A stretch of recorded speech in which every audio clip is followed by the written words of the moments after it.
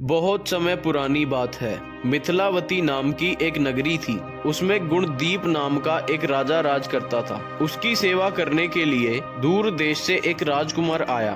वह बराबर कोशिश करता रहा, लेकिन राजा से उसकी भेंट न हो पाई। जो कुछ वह अपने साथ लाया था वह सब बराबर हो गया। एक दिन राजा शिकार खेलने चला तो राजकुमार भी उसके साथ हो लिया। चलते चलते राजा वन में पहुंचा। वहां उसके नौकर चाकर उससे बिछड़ गए। राजा के साथ अकेला वह राजकुमार रह गया। उसने राजा को रोका। राजा ने उसकी ओर देखा और पूछा, तू इतना कमजोर क्यों है? उसने कहा, यह मेरे कर्म का दोष है। मैं जिस राजा के पास रहता हूँ वह हजारों को पालता है, पर उसकी निगाह मेरी ओर नहीं जाती। राजन, 6 बातें आदमी को हल्का करती हैं। खोटे नर की प्रीति, बिना कारण हंसी, स्त्री से विवाद, असज्जन स्वामी की सेवा, गधे की सवारी और बिना संस्कृत की भाषा। और हे राजा, ये 5 चीजें आदमी के पैदा होते ही विधाता उसके भाग्य में लिख देता है। आयु, कर्म, धन, विद्या और यश। राजन, जब तक आदमी का पुण्य उदय रहता है तब तक उसके बहुत से दास रहते हैं। जब पुण्य घट जाता है तो भाई भी बैरी हो जाता है। पर एक बात है,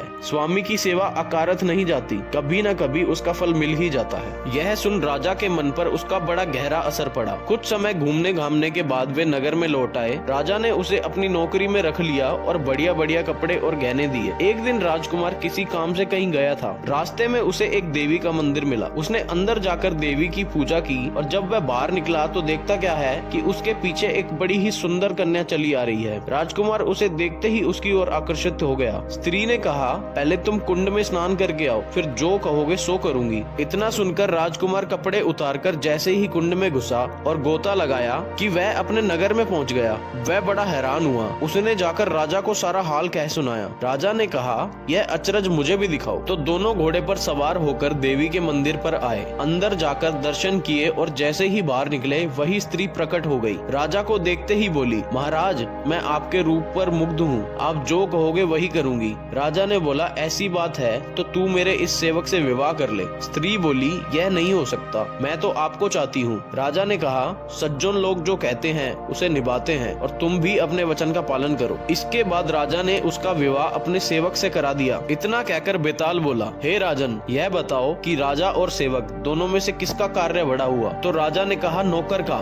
बेताल ने पूछा, सो कैसे? तो राजा बोला, उपकार करना राजा का तो धर्म ही था, इसलिए उसके उपकार करने में कोई खास बात नहीं हुई। लेकिन जिसका धर्म नहीं था उसने उपकार किया तो उसका काम बढ़कर हुआ। इतना सुनकर बेताल फिर से पेड़ पर जा लटका और राजा जब उसे पुणे लेकर चला तो उसने 8वीं कहानी सुनानी शुरू की। दोस्तों, अगर आपको हमारी यह वीडियो अच्छी लगी हो तो इस वीडियो को लाइक और अपने दोस्तों के साथ जरूर शेयर करें और आगे की कहानी सुनने के लिए हमारी अगली वीडियो पर क्लिक करें।